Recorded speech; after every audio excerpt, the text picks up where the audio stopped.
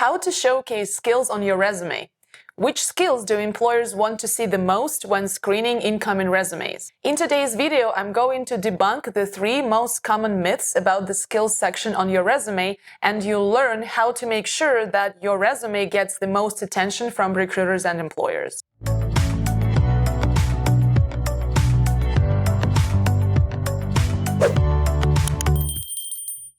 Welcome to my channel. I'm Anna. I'm a career coach and resume writer. And in my videos, we talk about how to get you hired for that fantastic job you want and of course deserve. There is so much conflicting advice about how to include skills on your resume, and honestly, most people seem to just include a whole bunch of different skills to check off a mark on their to-do list.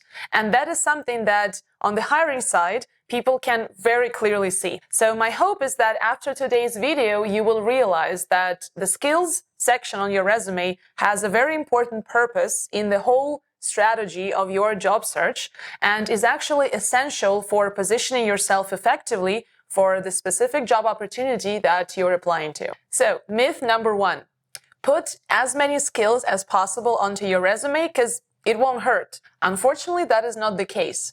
A lot of candidates do put a very lengthy list of all kinds of skills on their resume, hoping that within that list, they definitely cover the most relevant ones. What it actually does in practice, it diffuses the focus of your resume and confuses the recruiter or whoever it is who is reading your resume in terms of understanding what you're actually after.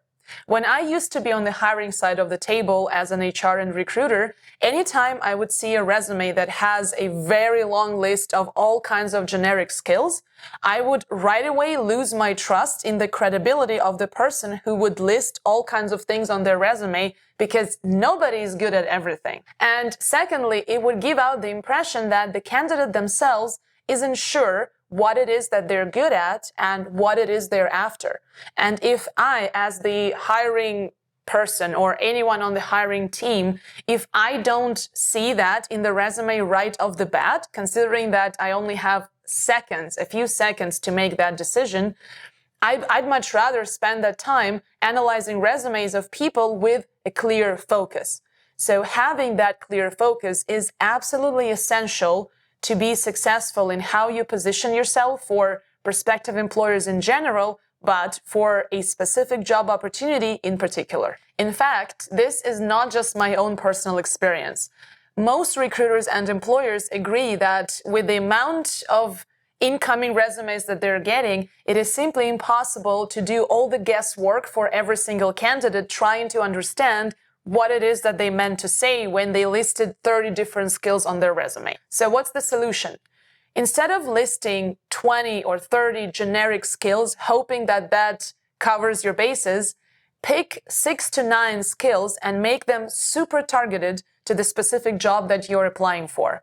That requires, first of all, for you to take the job description, analyze it carefully, and single out the skills that the job posting mentions, and then see whether these could be the skills that you're including based on your experience and the previous roles that you had. This would also help your resume to rank higher when the ATS, or the applicant tracking system, starts screening your resume for relevant keywords. Where do those keywords come from? They come from the job posting. So for example, if the job posting talks about SaaS product development, this is the skill you need to include on your resume using that exact wording instead of a skill of software development, for example. Now let's move on to myth number 2. You need to put a lot of soft skills on your resume because they are important skills and also they are keywords. So many of you have heard that the ATS will rank your resume based on keywords. If you want to learn more about how that process works and what you need to do to enhance the performance of your resume, I'll link to another video in the description down below where I go in depth into the topic of how the ATS works and what you can do about it. Yes, it is tempting to single out soft skills from the job description, which usually sound like communication, time management, attention to detail, being a team player, and use those exact words on your resume. So what ends up happening is we're getting hundreds of resumes that look like a copy-pasted version of one another. We want to avoid that. And let's think about it logically. What does the applicant tracking system do? It creates a shortcut for the employer. So imagine if you were the employer and you were getting hundreds, if not thousands of incoming resumes, and you wanted to sort out and pick only the ones that speak to your goals and needs. So the ones that would be the most relevant and would be worth your time and consideration. If you wanted to do that, would you really set the ATS to search for keywords as generic as communication, time management, and being a team player? Because what that would do, it would negate the whole purpose of the ATS. If you set those words as keywords, the ATS would simply give you all the incoming resumes as if all of them are super relevant, but that is clearly not the case. So keywords as generic as communication, attention to detail, and so on would never be keywords on their own. So by including them into your resume, not only are you not adding any value, you're actually risking your resume looking exactly like your competition. It doesn't mean, however, that soft skills don't matter and they don't deserve to be shown on your resume, because they do. The challenge is, instead of simply showing a skill, I'd rather focus on describing your results and accomplishments in a way that showcases and proves that you indeed do have that skill. For example, instead of simply saying leadership, use a certain accomplishment and describe it in a way where you showcase that it was your leadership that, for example, brought your team to deliver a very successful project on time and on budget, or perhaps generate an increase in sales, or whatever it is, any kind of value that came out of that. That would be a much more sophisticated and effective way to showcase soft skills, instead of simply putting a whole list of generic buzzwords like 99% of other people do. And finally, myth number 3. You only need to put hard skills on your resume because hard skills get you hired. That may be true, but only partially. There is a very limited list of jobs that actually require only hard skills.